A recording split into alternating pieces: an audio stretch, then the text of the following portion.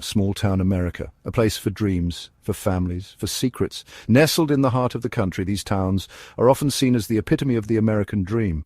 But beneath the surface, hidden behind the white picket fences and friendly smiles, lie stories untold, stories of hope, of love, and sometimes of darkness. This is where it began, in the heartland, where a darkness bloomed, a darkness that crept into the lives of unsuspecting families, changing them forever. It started subtly, almost imperceptibly, but soon it was impossible to ignore.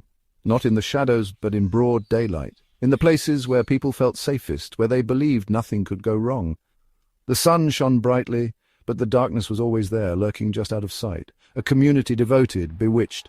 They called him the Prophet. He was charming, persuasive, and seemed to have all the answers. People flocked to him, desperate for guidance, for hope. They believed he could lead them to a better life. His word was law, his teachings twisted scripture, his promises salvation. But salvation came at a cost. He demanded absolute loyalty, unquestioning faith.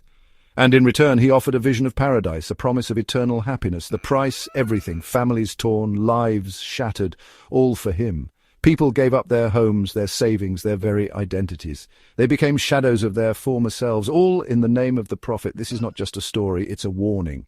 Cults thrive on trust, on desperation. They exploit the vulnerable, those who are searching for meaning, for belonging. They offer simple answers to complex problems, and in doing so they ensnare their followers. They prey on the innocent, the vulnerable. This is their story, a story of manipulation, of control, of the devastating impact one person can have on an entire community, the story of the faithful, and the crimes they committed, crimes that tore apart families, that left scars that may never heal. This is a story of caution, a reminder of the power of belief and the dangers of blind faith. His name was Elijah West, a drifter, a preacher. He emerged from the Dust Bowl of the Depression, preaching a gospel of fire and brimstone. He offered solace, a community. He called his followers the chosen. They believed in his every word. He promised them paradise, a new Eden. But first they had to be cleansed, their past sins, their doubts, their families, all obstacles to salvation. West built his stronghold on a desolate ranch in Arizona, miles from civilization, miles from reason. Here he was God, and his word was absolute. West's teachings were a toxic cocktail of scripture and delusion. He demanded absolute obedience, absolute loyalty. He preached of a coming apocalypse. Only the chosen would be saved. His rituals were bizarre, terrifying. Sleep deprivation, fasting, public confessions, all designed to break them down, to make them malleable, to control their every thought. He introduced the purification, a horrifying ceremony involving physical pain, designed to purge sin. Those who questioned were punished. Silence was the rule, obedience the only virtue.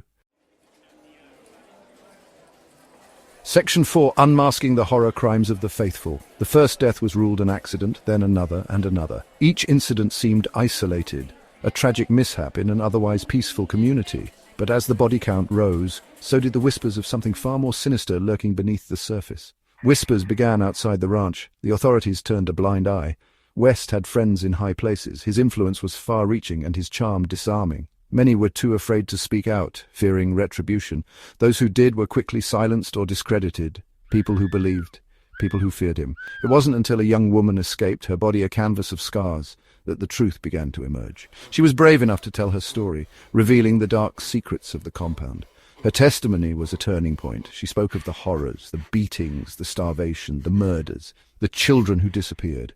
Her words painted a grim picture of life inside the compound, a place where fear and control reigned supreme. The public was horrified, and the pressure on authorities mounted. The world finally listened. The FBI raided the ranch. What they found shocked even the most hardened investigators. Evidence of unimaginable cruelty and suffering. The raid marked the end of West's reign of terror, but the scars left on the survivors would last a lifetime. Section 5, Voices from the Abyss. Sarah was only 12 when her parents joined the Chosen. He promised my father a cure for his cancer, she says, her voice trembling. He said it was a test of faith. Her father died within a year. Mark managed to escape after 3 years in the cult. They take everything from you.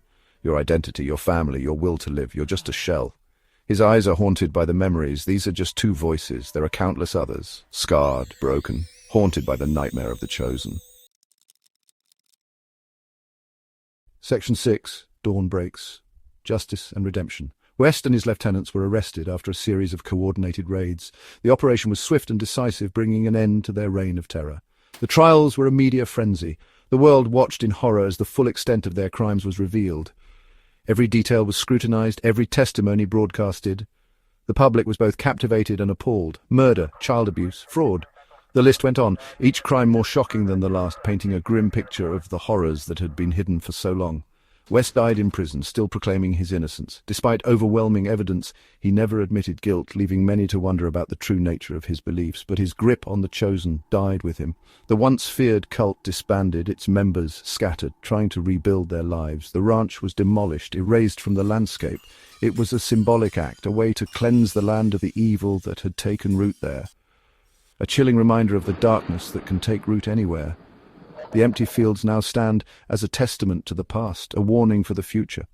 The fight against cults continues. Activists and educators work tirelessly to prevent such tragedies from happening again. Education is key. Awareness is our greatest weapon. By teaching the signs of manipulation and control, we can protect future generations. We must never forget the victims. Their stories are a stark reminder of the cost of ignorance and the importance of vigilance. And we must never stop asking, how could this happen? Only by understanding the past can we hope to prevent such horrors in the future.